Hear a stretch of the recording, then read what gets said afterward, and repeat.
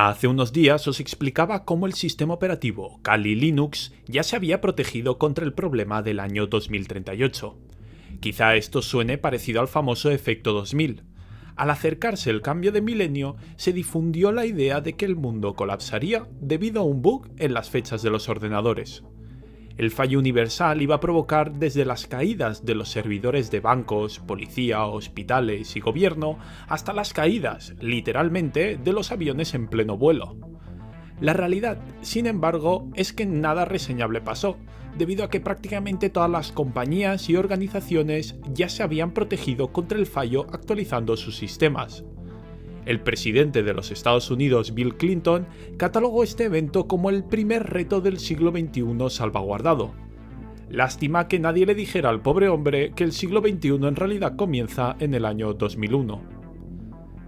En el año 2038 también hay un problema parecido con las fechas de los sistemas informáticos que podría provocar el colapso de la infraestructura de la información a nivel mundial, con efectos aún más catastróficos si cabe, ya que el mundo está muchísimo más digitalizado, dependemos mucho más de la tecnología y esta ya ha llegado a prácticamente todos los países.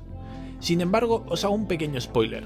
Lo más probable es que tampoco pase nada reseñable, más allá del fallo de algún sistema viejo que haya quedado olvidado. Pero entonces, ¿en qué consisten estos fallos? ¿Habrá más en el futuro? ¿Quieres saber si tu ordenador está ya protegido contra el problema del año 2038? Quédate que te lo cuento.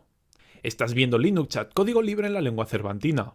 Te recuerdo que este vídeo está bajo una licencia Creative Commons, puedes encontrar el guión íntegro en mi página web linuxchat.xyz. Empecemos viendo cuál es el supuesto bug que va a dar lugar al problema del año 2038. El procesador es la componente central de cualquier sistema de computación. Sería muy largo entrar ahora en cómo funciona exactamente un procesador, pero quedaos con que es un chip capaz de efectuar operaciones aritméticas básicas. Todas las tareas que lleváis a cabo en vuestra máquina, desde jugar al último AAA hasta ver una serie, se reducen en última instancia a las operaciones que es capaz de efectuar este chip. Resulta que hay procesadores de diferentes tamaños. Imagino que más o menos todos sabéis a estas alturas lo que es un bit. Estrictamente hablando, el bit es la unidad mínima de información. Pero para los propósitos de este vídeo podéis pensar que el bit es simplemente la unidad más pequeña de almacenamiento de un ordenador. Para poneroslo aún más fácil, pensad en él como una cajita muy pequeña, microscópica, en la que cabe o un 0 o un 1. De esta forma, si solo tengo un bit, puedo representar dos números, el 0 y el 1. Si tengo dos bits, es decir, dos cajitas, una al lado de la otra, puedo representar cuatro números, el 00, el 01, el 10 y el 11, que no son otra cosa que los números del 0 al 3 representados en binario. Y así sucesivamente, si tengo tres cajitas, podré representar 8 números. Si no me creéis, pruébalo tú mismo, ¿cuántos caben en tres cajitas? Y si tengo 16 cajitas, atención, podré representar 65.536 números exactamente. Esa es la cantidad de valores distintos que podían representar los procesadores de los primeros ordenadores de escritorio, los de 16 bits. También las consolas de los 90, como Super Nintendo o Mega Drive, eran de 16 bits. Más adelante se desarrollaron los procesadores de 32 bits, que permitían representar, a ver si lo digo bien, 4.294.967.295 valores distintos. Por ejemplo, y es el ejemplo que nos importa, la fecha y hora del sistema se representaría empleando uno de estos valores. En realidad, por la manera en que se almacenan los números en el ordenador, normalmente los valores no van del 0 al 4.000 millones, sino de menos 2.000 millones a 2.000 millones aproximadamente. Lo que se hace es reservar uno de los bits, el de más a la izquierda, para representar el signo del número, de manera que ahora no vas de 0 a 4.000 millones, sino que la mitad de valores que tomas son positivos y la otra mitad negativos. Pero ¿y qué tiene que ver todo esto con el problema del año 2038? Pues que la capacidad de almacenar fechas en 32 bits es muy limitada. De nuevo, cómo el ordenador almacena el tiempo es algo complejo, pero dejadme simplificároslo. Básicamente, los sistemas basados en Unix, que incluyen a GNU Linux por supuesto, pero también a macOS, cuentan la fecha almacenando el número de segundos transcurridos desde una fecha fijada. Esta fecha especial es el conocido como Unix Epoch y se corresponde con las 0 horas, 0 minutos y 0 segundos del día 1 de enero de 1970.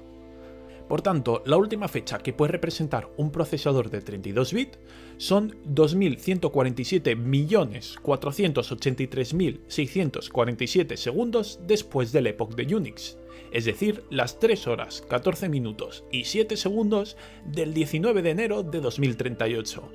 De ahí el problema del año 2038. Al pasar un segundo desde esa hora, el bit de la izquierda, el que indica el signo del número, pasará de 0 a 1, es decir, pasará a contar fechas negativas desde el Unix Epoch. Más concretamente, un segundo después de la hora que os he indicado, la fecha del sistema pasará a ser las 20 horas, 45 minutos y 52 segundos del 13 de diciembre de 1901. Este hecho, aparentemente gracioso si nos pasa en nuestro ordenador personal, puede ser un auténtico desastre si afecta a infraestructuras críticas que dependen para su buen funcionamiento de la fecha exacta. Y creedme, muchas lo hacen, desde centrales nucleares hasta sistemas de control de vuelo. De hecho, este problema ha empezado a afectar ya a algunos sistemas que emplean fechas futuras, como por ejemplo calendarios o algunas bases de datos. ¿Qué se puede hacer entonces para remediarlo? ¿Cómo poner nuestro ordenador personal a salvo? Por cierto, si te gusta este contenido, puedes unirte a mi Patreon para acceder a mucho más. Tienes la opción de unirte de forma totalmente gratuita o de contribuir económicamente a mi labor. Continuemos. Una primera solución a este problema sería almacenar los números de manera distinta en nuestro sistema. En vez de emplear el último bit para el signo, podríamos aprovechar también ese bit para poner números, con el coste de solo poder representar números positivos. Esto es perfectamente posible y de hecho se hace a menudo, se llaman enteros de 32 bits sin signo. Sin embargo, más que una solución, esto es solo un parche. En el año 2106 nos volveríamos a encontrar con el mismo problema. En este punto, la única solución sería aumentar la memoria que empleamos para representar la fecha, de los 32 a los 64 bits. De esta forma ya no tendremos que lidiar nunca más con el problema, ya que con 64 bits podemos almacenar fechas correspondientes a 3 veces la edad del universo. Pero espera, ¿quiere decir esto que tenemos que cambiar nuestro procesador para evitar sufrir el problema? La verdad, lo dudo mucho. Lo más probable es que tu procesador ya use un sistema de 64 bits. Para ordenadores de escritorio se podría decir que los sistemas de 32 bits están ya obsoletos. Durante la década pasada se modificó el kernel Linux para emplear fechas basadas en 64 bits, porque a efectos prácticos todos los ordenadores de escritorio son de 64 bits. De hecho, Windows ofrece una versión de 64 bits desde el 2005, mientras que macOS solo tiene versión de 64 bits desde el 2011, es decir, que ya no hacen la de 32 desde hace más de una década. Pero eso no quiere decir que podamos ignorar el problema, ojo. Muchos sistemas Unix que se usan en servidores web y otros backends aún usan sistemas de fechas de 32 bits. El mayor potencial de desastre está en los sistemas embebidos que no se pueden actualizar. Estos suelen estar presentes en sistemas de transporte o en equipamiento como el control de estabilidad de los coches. Aunque es cierto que no todos ellos dependen de fechas absolutas precisas, seguramente muchos puedan seguir funcionando solo con la diferencia de tiempos. Los que fallen, sin embargo, tendrán que ser reemplazados. Y esto sería todo. Si te ha gustado el vídeo, puedes contribuir a que llegue más gente dando like y comentando cualquier cosa. A todos los miembros de Patreon, muchas gracias por hacer posible este contenido. Y a ti, espectador, muchas gracias por tu tiempo.